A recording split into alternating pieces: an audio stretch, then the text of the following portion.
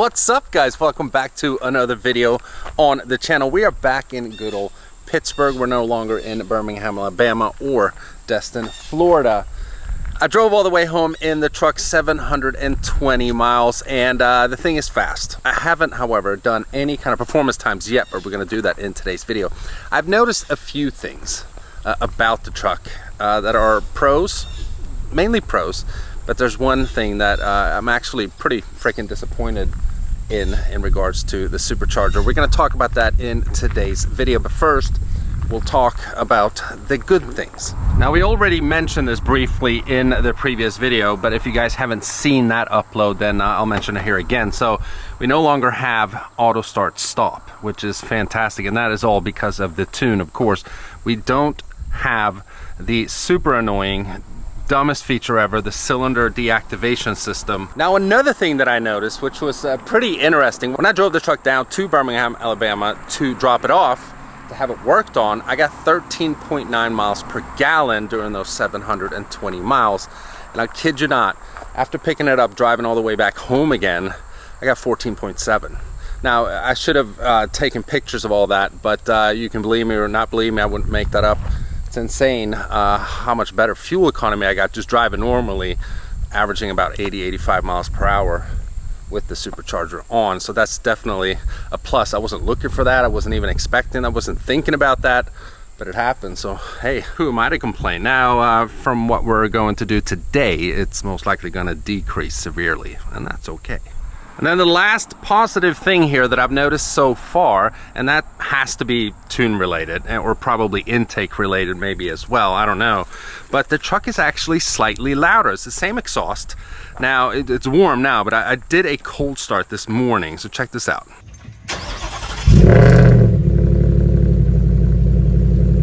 It just seems like when you start it up initially,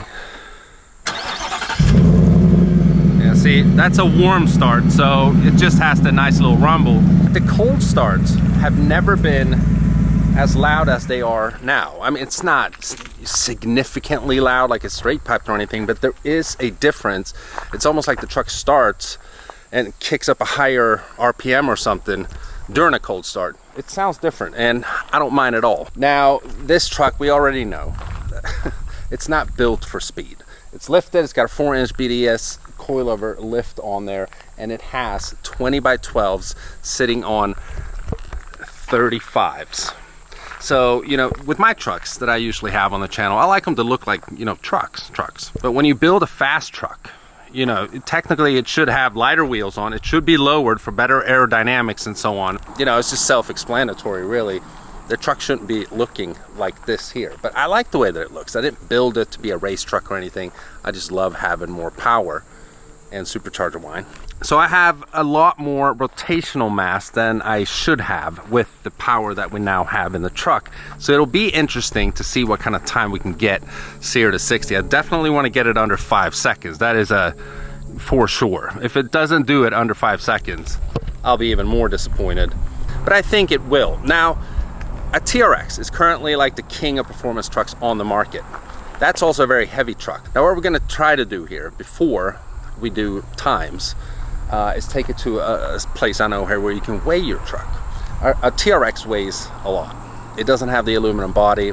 You know, it's a big truck. It's got big wheels and tires too. Not quite this big maybe, but it's a big truck and it's heavy. Now, that's like a pure performance truck. It has launch control. My truck is a Lariat. It's just, you know, kind of not heavily built, but a little built, you know, it's lifted with the wheels and all that. It doesn't have those type of things. But enough talking. We're going to get it out on the road. We're going to go and see if we can get it weighed first, and then we'll get some 0 to 60 times and see how fast the truck actually is after getting 775 horsepower, courtesy of Whipple Superchargers and also TC Customs, who installed this for me. By the way, there's a link in the description, 15% off at anything at TC Customs for, you know, wheels, any kind of upfits and mods that you guys would want, excluding Superchargers, unfortunately, because there's just not enough room to give 15% off. But check out the link in the description if you want anything for your truck at TC Customs. All right, here we are, Iron City. It's a steel and recycling center. See, up here, they have like a scale. I've been here before with a bunch of my cars. It's actually pretty interesting to see what they actually weigh with my fat ass in there. And also, obviously, all the fluids and all that stuff. So let's see what it costs. I forget what it costs, like $5. All right, we're good to go. $5 has been paid. Let's see what this girl weighs. All right, so here it is. 5,920 pounds. Now I weigh, because I weighed myself this morning, I weigh 227. I'm working on that, by the way. I'm sick of looking like a freaking baked potato. 5,920 pounds with me in it, which obviously makes sense because I'll be in it, driving it when we're doing these performance times. So what the vehicle actually weighs like without a driver, it's kind of stupid. But anywho, let's see how quick she is from 0 to 60. Okay, so we're gonna do our first run here, but I'm gonna turn off traction control completely. Like completely. Advanced track, the whole 9 yards. There we go.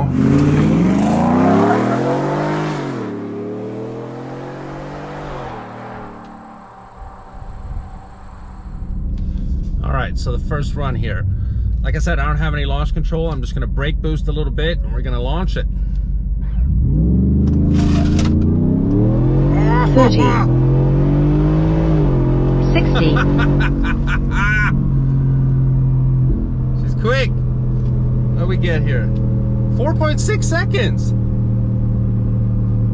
Not bad. 4.6 seconds is definitely the fastest truck I've ever owned. My old truck didn't do it in 4.6. And you know, I had the same setup on that truck too. Same lift kit, same size wheels and tires. 4.6 seconds. We're gonna do it one more time, of course.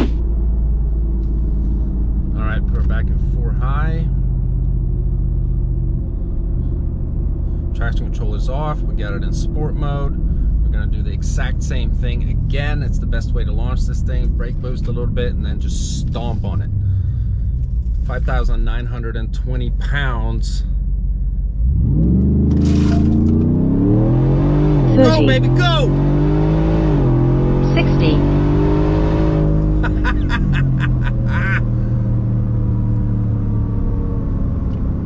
4.6 seconds.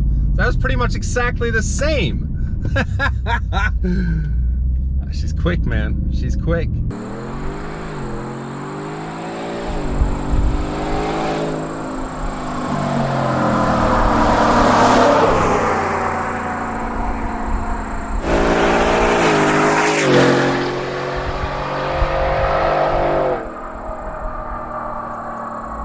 So I want to try that one more time. Maybe if I disengage from 4 high to 2 high a little quicker. I mean, I don't know if it's gonna make a difference or anything, but I want to try it one more time because I feel like she might have a bit more in her.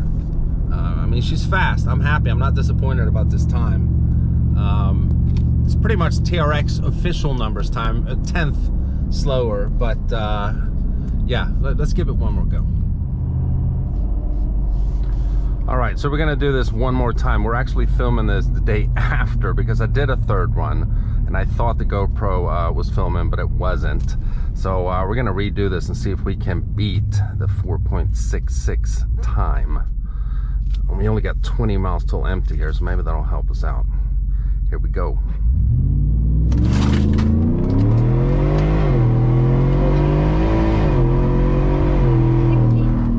That felt good. It felt good. See what time we got.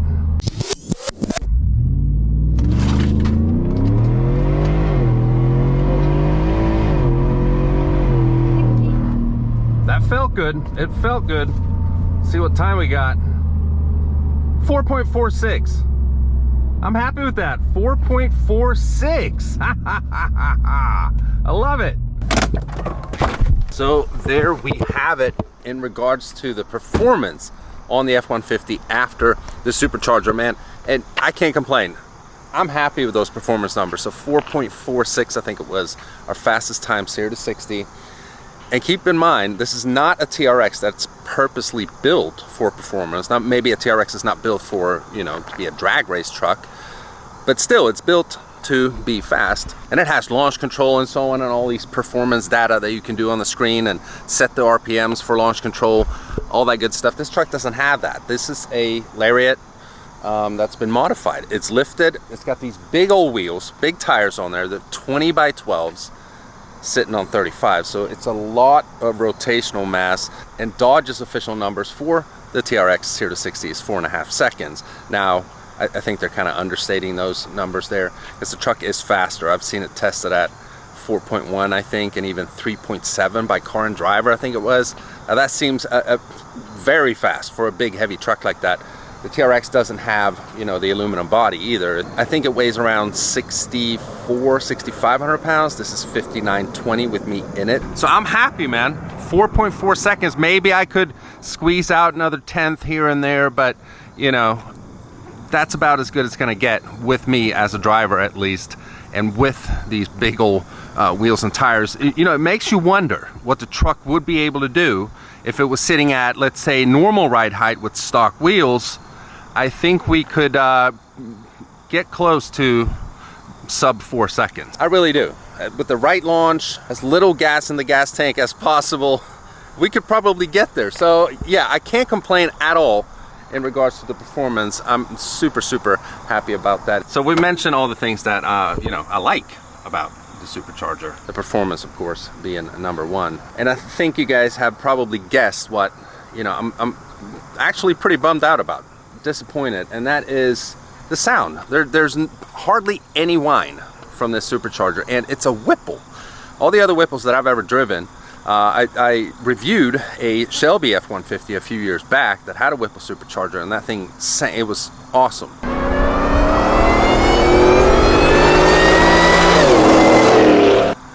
I've always been under the impression that Whipples are pretty loud when it comes to the Supercharger whine. And some people might say, well, I mean, the whine isn't all that important, it's the performance that's important. And of course, performance is number one, but who doesn't want a Supercharger that whines? I mean, it's part of the experience, just like having a turbocharged car with a blow-off valve and so on.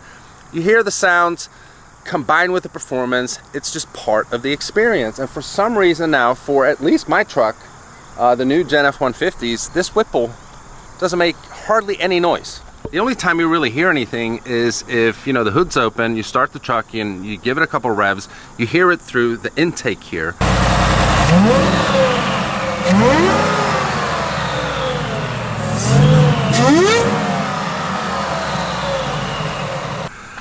And I was talking to a friend of mine, and he said maybe it's because you have, you know, this closed intake right here. If the intake was open, maybe you would hear it more. I mean, I don't know, because you pretty much only hear it from right here.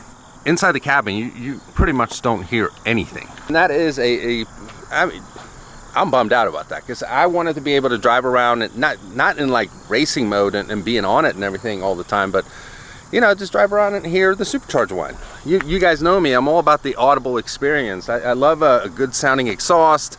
You know, I love V8 engines, all that good stuff, and I love a Supercharger whine. And I mean, you guys have watched this video. You watched the first video. I saw a couple comments, and they're like, "Why is it so quiet? I don't hear any Supercharger whine." And it's not some overly dramatical, you know, clickbait video or anything. I really am bummed out about the Supercharger being so quiet.